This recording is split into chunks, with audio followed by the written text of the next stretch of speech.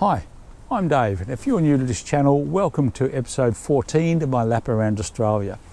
I've just crossed the Nullarbor this week, or in the last few days, and like most people, I looked at the videos on YouTube about crossing the Nullarbor, but I can say there's nothing like crossing the Nullarbor. The videos are great, but it's an experience everyone should do. The reason we watch those videos, I guess, are the concerns we have, like fuel.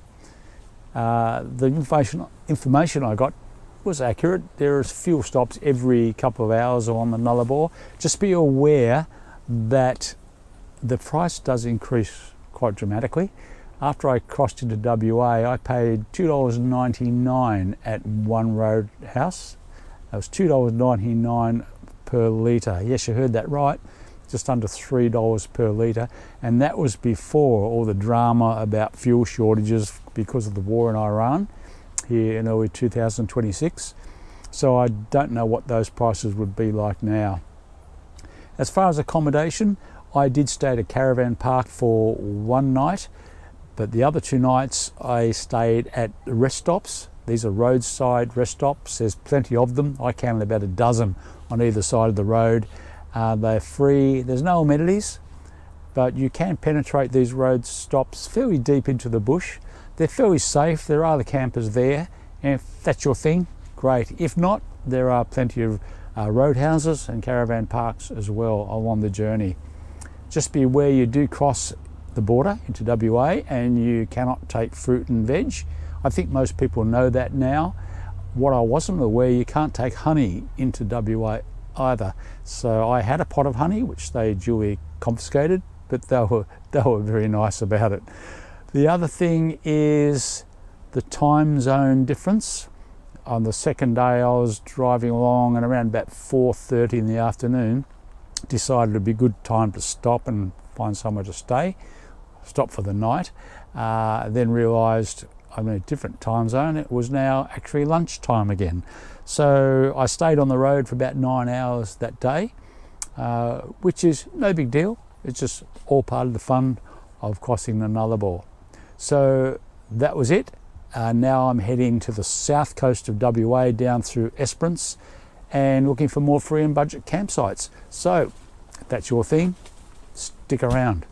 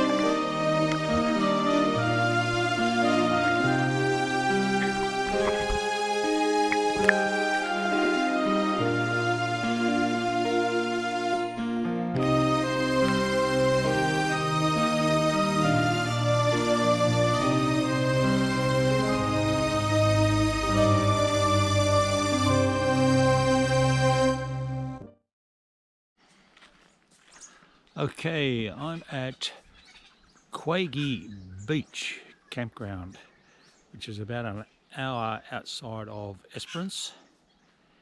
This is a pay to camp. It's a few conflicting numbers on how much it is. I think it's $20 a night, which goes in there in an envelope. There's envelopes here. Just take an envelope, put your money in and put it in the slot. It has non-drinkable water, which is rainwater, and it has drop toilets. There are 3 of those.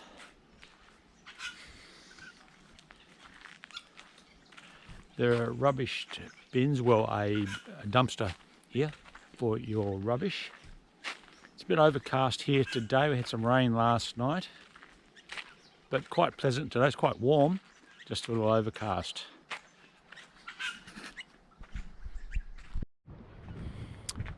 When I was talking about the pricing for Quaggy, there's a sign up here saying it's $15 a night. Down here is a sticker saying it's $20 a night. And down on the toilet block there's another sign saying it's $10 a night. So take your pick. I'm guessing it'll be 20. That's a little bit of a map there of the layout. I'm in site number 4 for 3 nights. Quite nice here. Fortunately, the weather hasn't been great. Yesterday was brilliant. However, you can't have that all the time.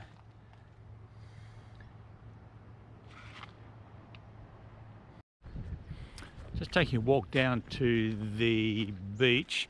There is a 4x4 track here. Went down there yesterday afternoon, and it goes down about a kilometre, just down to the rocks in the beach area. Nice little sandy track.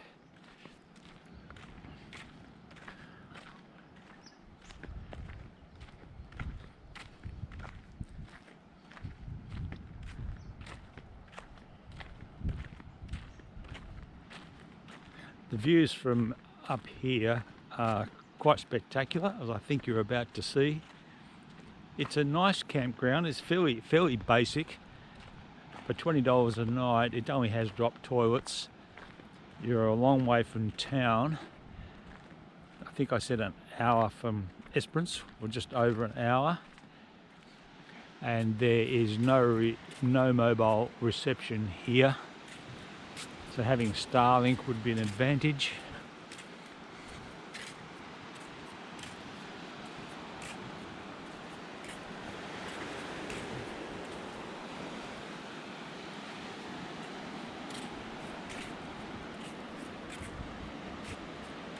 Good morning.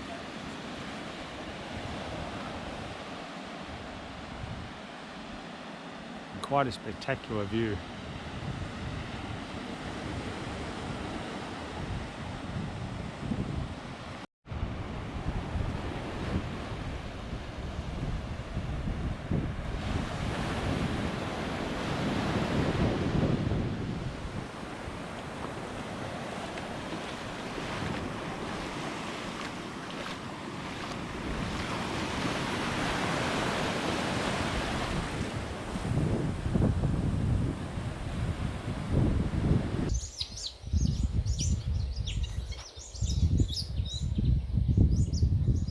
Hello?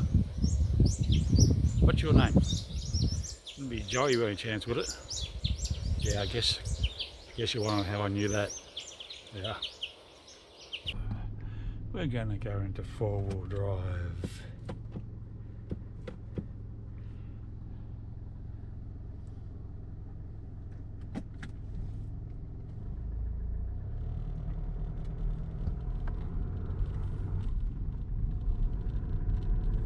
It was a new sound. Here at Quaggy, there is a 4x4 track in here. So with 4-wheel drive engaged, let's just go have a bit of a look what we've got here.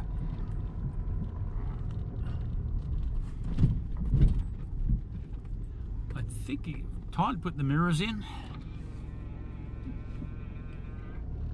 They're a little narrow in places. They're all sandy, but so far quite a good little track. We have a nice day here today at Quaggy Beach. A little overcast, but we've got some sunshine, and we'll probably get the mid-20s today, 20 degrees Celsius, around 24 I think is forecast.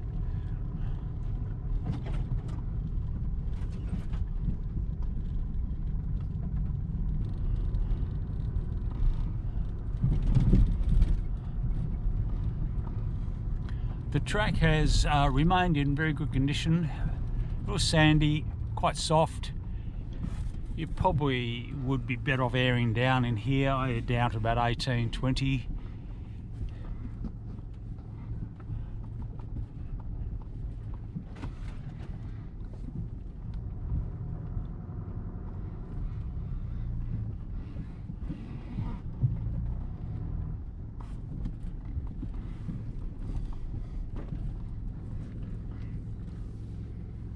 And there's our view. We'll go and have a look.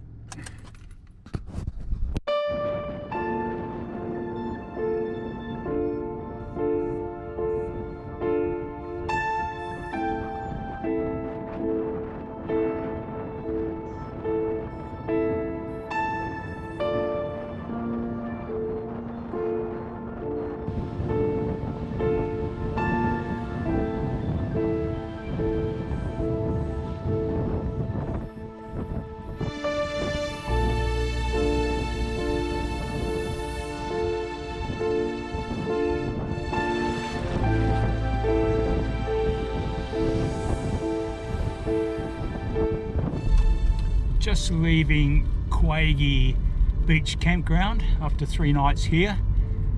Had a bit of rain last night and night before, but today the sun has returned. It's a beautiful day. Bit of cloud, but not too much. Certainly recommend Quaggy. Quite a nice campground. It does lose a few bonus points. Well, it doesn't get any bonus points because it's not free, and of course it doesn't have any mobile reception. But well worth a visit. And the views out here, even today, across the ocean, up towards the sun, are just gorgeous. So yes, recommend Quaggy Beach Campground.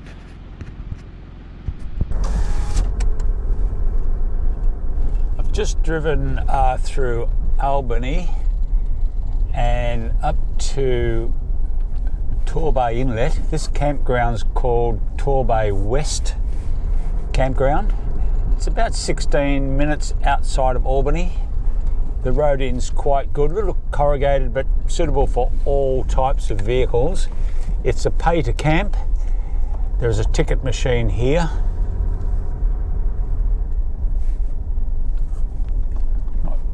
It's reasonably large. The first time I've had a good chance to drive around it, I was here last night. So there is one drop toilet. It's quite leafy, lots of trees around. It's $15 per night. I paid $10 on a concession, which is good. The inlet, well, the water is just down, it's right on the inlet, so access to the water looks okay. I'll check that in a minute. I haven't had a chance to look around properly yet because I arrived late last night. Pets are okay in here.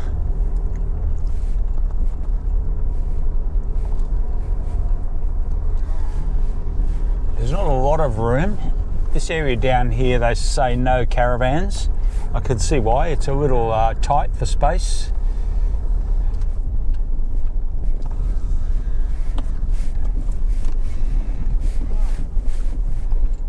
And that's the end of the campground here. There's an access road there which is now closed. It does say there's a 4-wheel access track a kilometre back on Torbay Inlet Road. So I am camped on the very last campsite at the end of the campground.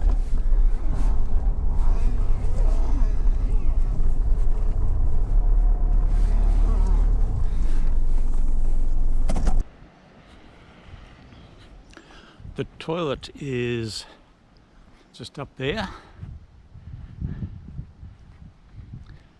There's about 16 to 20, I haven't actually counted them, maybe 16 to 20 sites in here.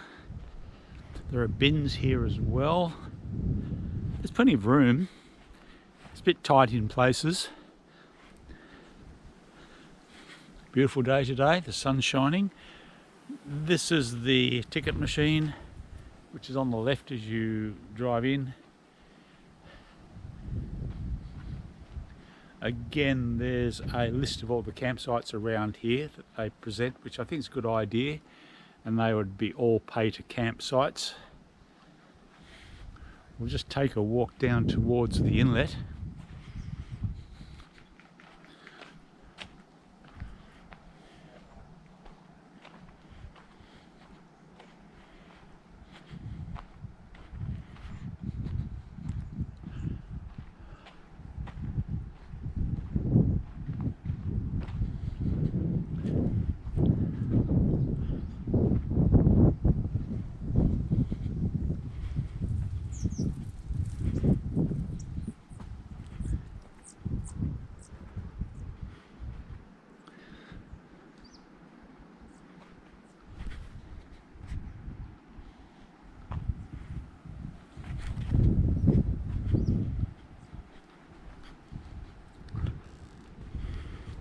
I can hear the waves rolling in the distance, so the open oceans are just a little up that way, around that bend. The water here is very clean, and it's a nice picturesque spot, very peaceful, very quiet here. It's well off the main road. I can hear the ocean waves in the distance from here, so it may be worthwhile just having a quick look. We'll walk up this closed track.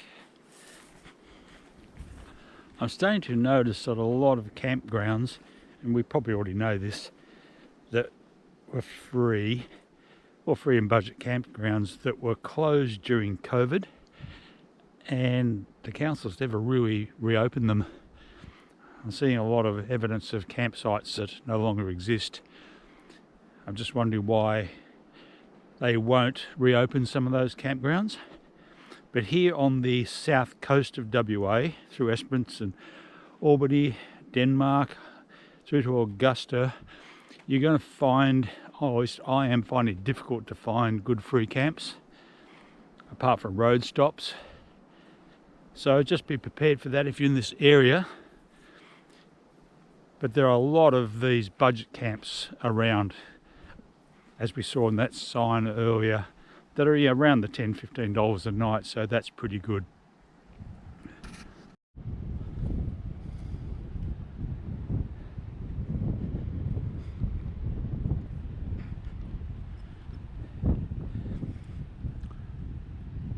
I think there may be access to the beach on this particular track, which joins the other one that's closed. There's certainly evidence of people driving on the beach here. The sand's very soft, so they need to air down a bit here. But you're greeted to a small beach area, which is quite small.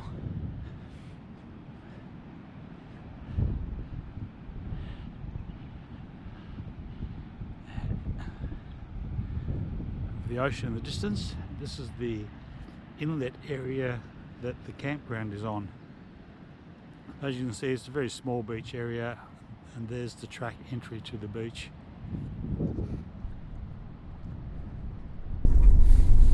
I'm just leaving Torbay West Campground. Just to mention, on the phone reception, it's quite weak. However, you do get some reception here. I'd recommend this campground. For even overnight or a couple of nights. I'm only staying here one night, so I'm heading back into Albany to check out some more campsites. But anyway, that's Torbay West Campground. That's 16 minutes out of Albany.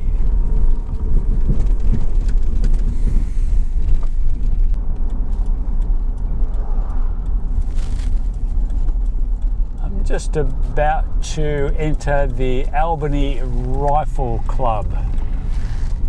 This site is about 10 minutes outside of Albany, quite close, which is very handy. The caretaker here claims this officially is a rifle club and not so much a campground. He doesn't like wiki camps because it keeps sending people here to camp. But having said that, for a rifle club that's not officially a campground, it's quite popular, it's quite full. I arrived yesterday and I'm paying $15 per night for an unpowered site. There are flushing toilets here, there are showers here, and about 30 campers, so it's a reasonable size, could take a few more. Pets are allowed here.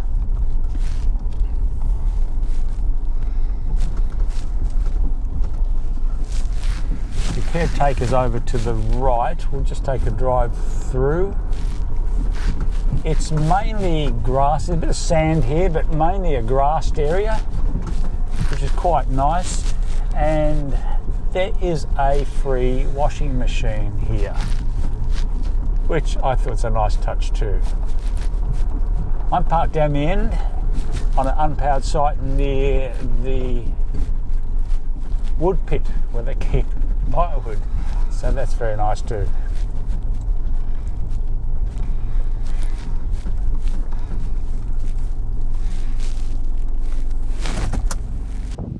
This is the toilet block, amenities block.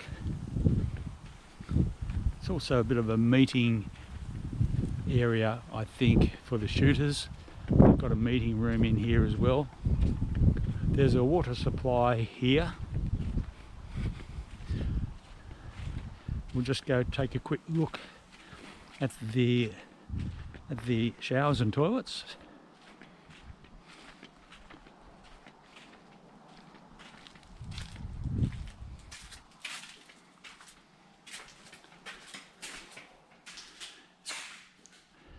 There are 4 toilets and 4 showers, all very neat and tidy.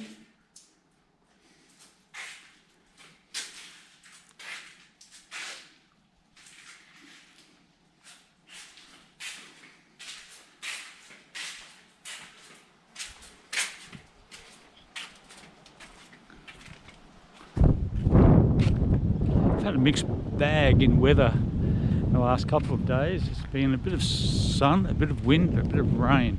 At the moment it's starting to rain, so we'll quickly get back to the car. I think that's the caretaker's house or residence over there. And up this road here, this goes up to the rifle range. There is supposed to be a meet here today. I have actually heard a few rifle shots about 15 minutes ago, but none since then. It looks like it's a fair way up. So if I want to look at that, I'd have to drive up, I think. It's a bit of a sandy area here as you come in. This little soft, but that's about all. After that, it tends to go onto grass. It's always nice to be on grass.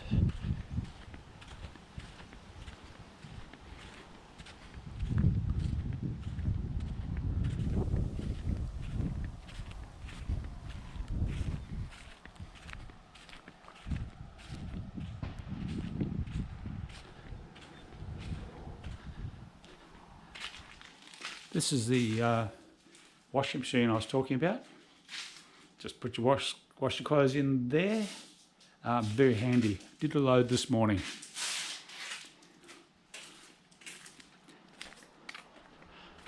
So that's a quick look at the campground. I say quite large, nice campground. Pets, I think I might have said pets are okay in here.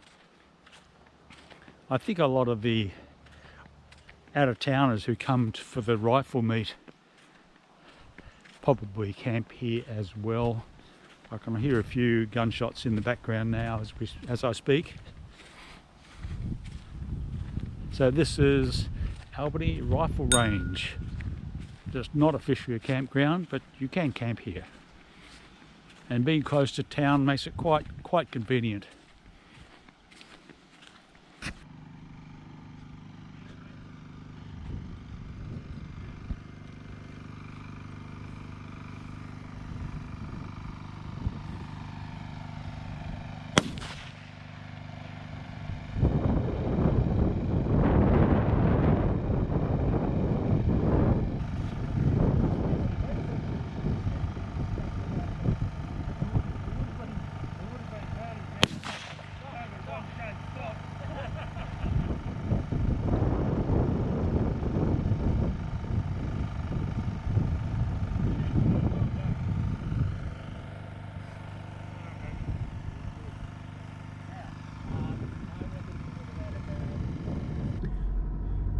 Just leaving Albany Rifle Range, makeshift campground, whatever you like to call it. Very nice stay, 3 nights, very affordable, amenities were good. Would certainly recommend it.